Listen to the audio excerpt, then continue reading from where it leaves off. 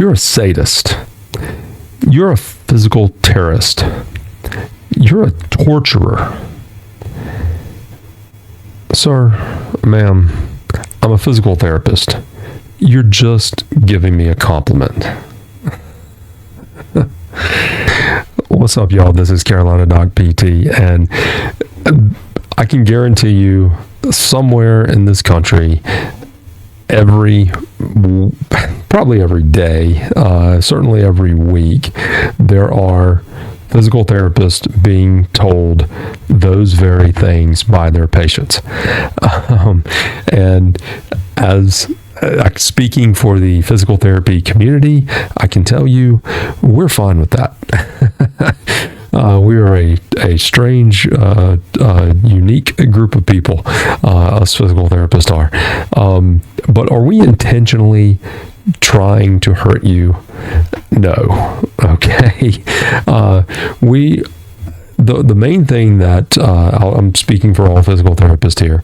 The main thing that we like is we like helping people. Okay, and in physical therapy, we have basically two ways to do that, at least statistically, or not statistically, scientifically speaking. Research has shown there are basically two main things. There could be three if you wanted to count modalities, but I don't count that, and no good physical therapist does. That's kicking another box of hornets right there. But anyway, so we have basically two tools in our toolbox if we are working with you as a patient. One of those is going to be exercise. And when we're working with you doing exercise, we're going to have to push you a little bit, okay? You are going to have to work hard. Now, we'll start gentle, and then as we learn you as a patient, then we will then start pushing you a little harder, because we're wanting you to make progress. We're trying to help you.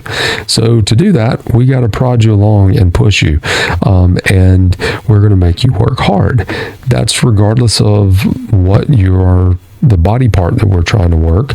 We're trying to make you work hard, and we're trying to get you to achieve the best results that we can for you.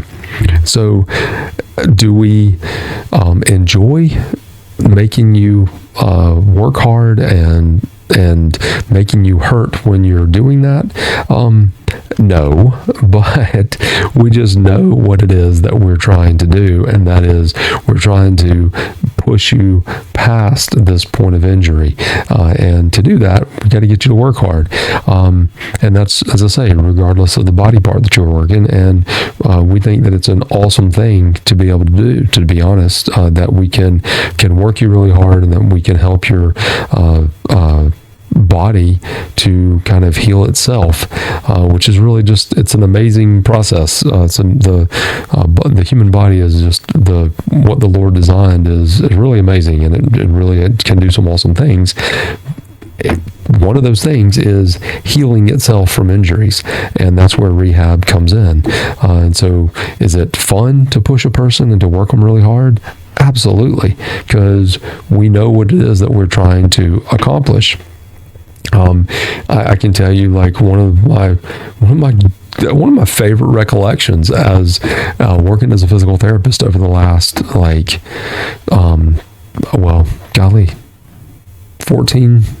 15 years, is when I was working with a patient who was a hand patient that we were rehabbing. And I can't remember specifically what the injury was, but I do remember one day he was literally only working his hand. That was it. And he was working so hard that he even was saying, man, I am sweating all over, and all I'm doing is working my fingers and my hand trying to get that stronger. But that was awesome. It was fun to do. It was fun to help push that patient and push other all of my patients. It's fun to help you to progress and to see you do that. And so yes, when we're pulling that exercise tool out of our toolbox and making you work hard on that, are we trying to intentionally just make you hurt? No, but we are trying to help you achieve your goals with the exercise. Now, the other tool that's in a physical therapist toolbox is a little bit different, and that is manual therapy. So for manual therapy, that is also hard work, but it's not so much work that you do. That is hard work that we do. Okay. And we're going to use devices a lot of times that look like torture devices, without a doubt. If you've ever had dry needling, you know what those needles kind of look like. They're not real big, but they certainly could be scary looking on looking at them. Well, this is one of my foam rollers that I really love to use, and I like to be able to focus on like the piriformis and things with this patient. With this device on patients. Also, this is the one that people, when they see me coming at them with it, they are like, more often than not, they are literally saying things like, "That looks like a medieval torture device." And I admit, it does. Look at that. Now, when I saw this, I think I got it from Dick's Sports, and when I first saw this, literally, I was like, "Oh my goodness, I've got to have that." Told my wife, I've got to go over there and buy one of these. This thing is awesome, because I know how to use this to drill down into a person's, again, piriformis, typically, but not always. IT band, you can use this too. I know how to use these knobs to help a person get better, and that's the fun thing about it. Does it look like a torture device? Yes. Is it torture? No. It's physical therapy. I also use tools like this.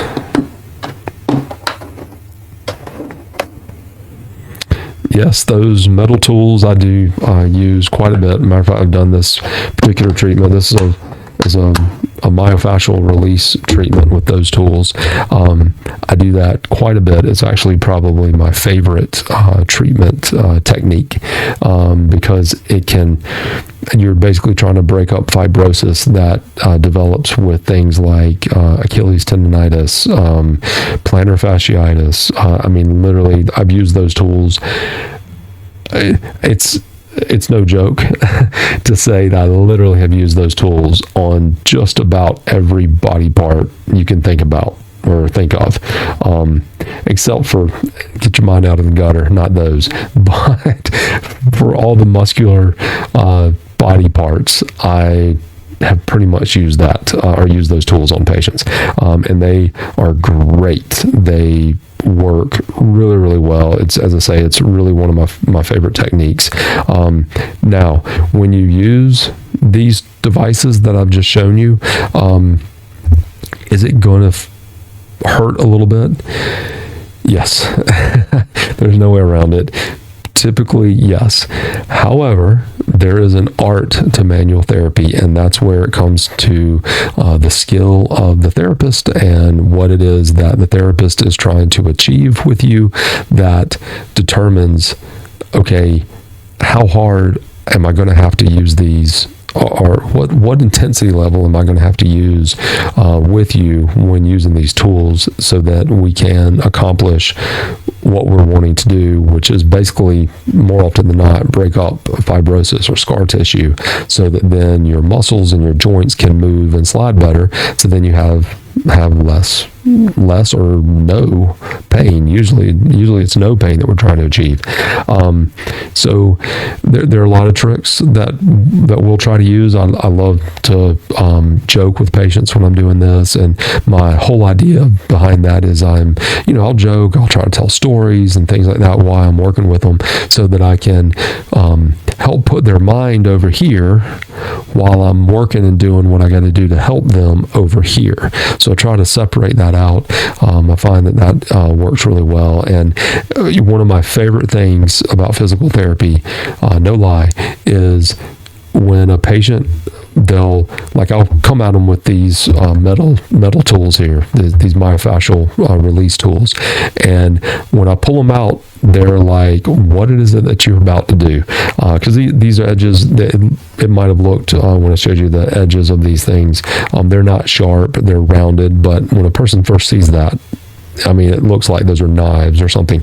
They're not. But they'll look at you with this whole speculation of like, what is it that you're about to do to me? And then you'll start working with them on it. And usually this treatment lasts about 15 or so minutes. And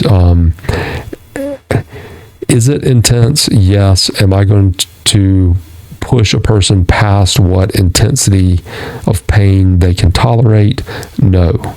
That is where it comes back to the skill and the experience of the physical therapist to determine, okay, how much is it that I can get away with this patient? If I feel like I need to go in more intense, can I do that? I have plenty of patients where I can't use any of these tools with. Like I have a foam roller that is a white foam roller, and that white one is the softest thing that I have. I have some patients that can't even tolerate that. Am I going to take people that can't tolerate the really soft foam roller and work with them using this thing? No way. No way. I can't do that. But if I can get a patient to trust me, and if I can get a patient to